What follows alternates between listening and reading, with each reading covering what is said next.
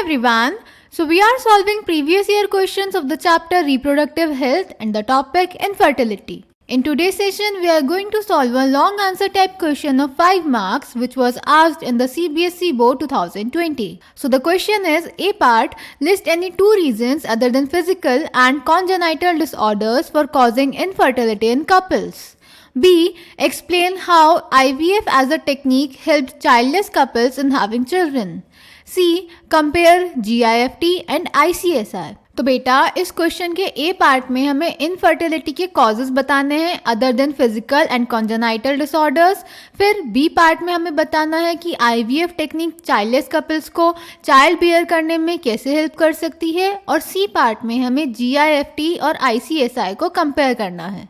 So let's check the answer. तो बेटा physical और कॉन्जेनाइटल डिसऑर्डर्स के अलावा इनफर्टिलिटी के लिए जो कॉजेज हो सकते हैं वो हो सकते हैं diseases, drugs, immunological and psychological.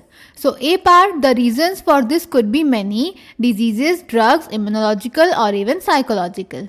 Clear. Then B part में हमसे पूछा था आईवीएफ चाइल्डलेस कपल्स को कैसे हेल्प कर सकता है। तो बेटा आईवीएफ होता है इन विट्रो फर्टिलाइजेशन।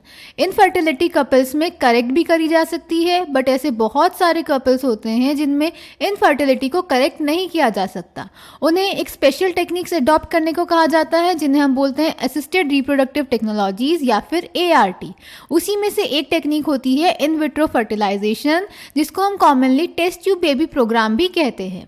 इसमें क्या होता है, हम मेल गैमीट और फीमेल गैमीट का फ्यूजन लैब कंडीशंस में फीमेल बॉडी के बाहर करवाते हैं, इसीलिए इसको बोलते हैं इन विट्रो फर्टिलाइजेशन।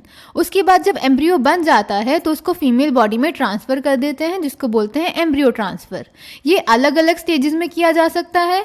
अगर हम अर्ली स्टेजेस में यानी 8 ब्लास्टोमर्स वाले एम्ब्रियो को ट्रांसफ़र करते हैं तो उसे फीमेल की फेलोपियन ट्यूब में ट्रांसफ़र करते हैं और उसको बोलते हैं जाइगोट इंट्राफेलोपियन ट्रांसफ़र। और अगर 8 से ज़्यादा ब्लास्टोमर्स वाले एम्ब्रियो को ट्रांसफ़र करेंगे तो उसे ट्रांसफ़र करेंगे फीमेल यूट्रस में, जिसको बोलते हैं intra uterine transfer. Clear. So, B part, a large number of couples all over the world, including India, are infertile. That is, they are unable to produce children in spite of unprotected sexual cohabitation. The reason for this could be many: physical, congenital, diseases, drugs, immunological, or even psychological.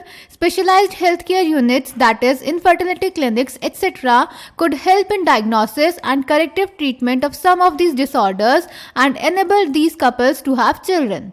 However, where such corrections are not possible, the couples could be assisted to have children through certain special techniques commonly known as assisted reproductive technologies, that is ART.